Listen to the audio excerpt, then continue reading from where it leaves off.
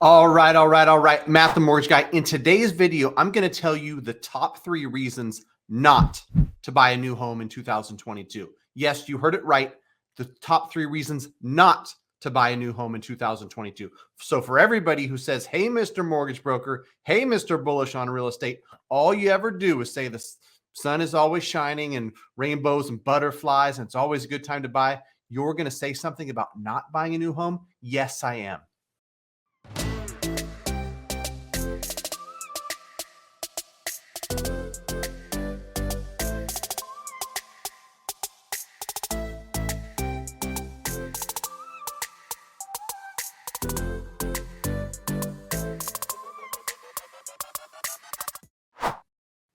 All right, let's jump into it. If you like straightforward advice from a mortgage broker who's in it all day, every day, talking to consumers, talking to real estate agents, talking to other mortgage professionals, then delivering up-to-date information straight to you, please consider subscribing to the channel, like, comment, share this with anybody who you might think would benefit from it. So let's jump into it.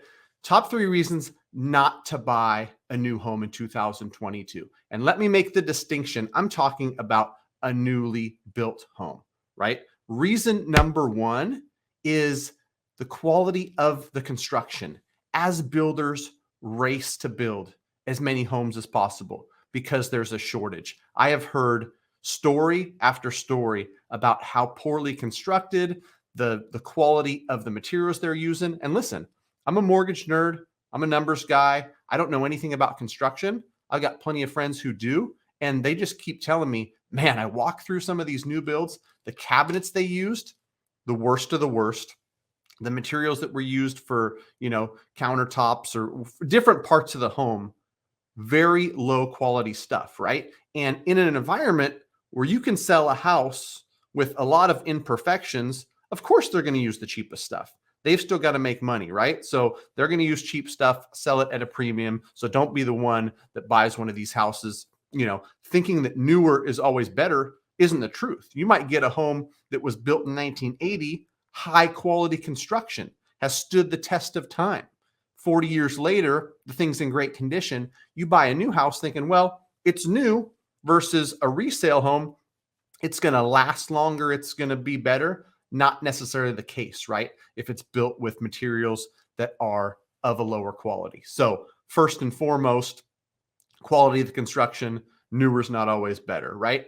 The second thing, especially right now, if you're buying something, and point number 2 is going to be that the rate is uncertain. If you're buying something right now, 6 months, 9 months, 12 months out, I can tell you as a mortgage professional, 1, it's very hard to find a lender that can lock a loan for that long. And 2, if they do, it's locked at a premium. It's locked at a much higher rate than today's prevailing rate. Just for example purposes, let's say in February of 2022, you can get a 3.875 interest rate for minimal costs.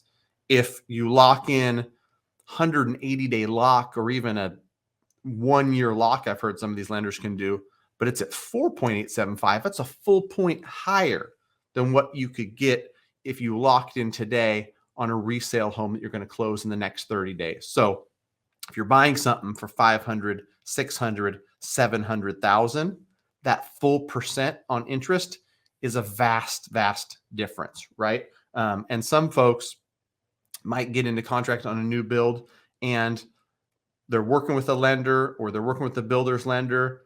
They simply can't lock, right? They are at the mercy of the market. So they are stressed out month after month after month. I know it because I'm talking to these folks. I'm interacting with them online via YouTube Live and whatnot. And they're just saying, hey, this thing, it's going to be done in September. This thing's going to be done in October. What should I do? They said they can't lock me until I'm 90 days out. Well, the worst part about it is that even 90 days out, with all the delays currently with construction and materials and things that are going on, you might not be 90 days out when you think you're 90 days out, if you know what I'm saying, right? You might get to June and say, well, they told me that it should be done at this date, so now I'm 90 days out. Should I lock? Can I lock? If it gets delayed a month or 2 or 3, Not only are you paying a higher rate if rates have moved higher, but you're paying extension fees and things like that, right? So the uncertainty of the interest rate makes it really hard for you to do what I encourage everybody to do. Get a real good understanding.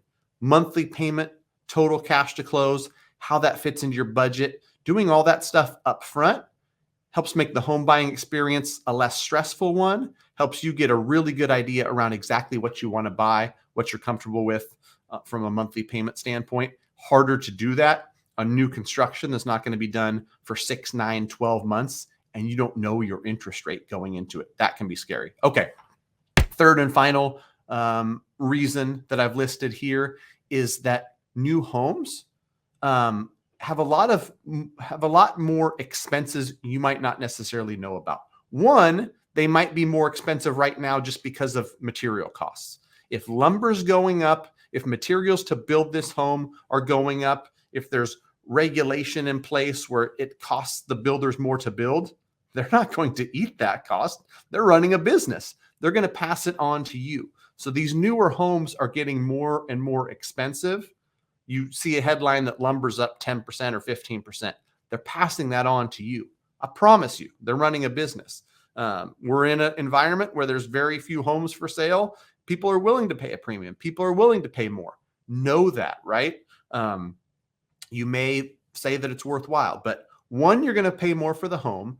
Two, it might involve higher taxes, homeowners insurance, or I'm sorry, homeowners association dues, Mellorews, all this extra built-in cost. You know, the schools that are being built, the parks that are being built all around it. It's very common in California to have this Mellorews tax. Something's got to pay for that, right? So rather than 1.15 or 1.2%, you might have a tax rate of 1.5 or 1.6% because all that Mellorews tax is built in. On top of that, there might be $300, $400, $500 a month in homeowners association for landscaping, for clubhouse, for whatever is in that HOA.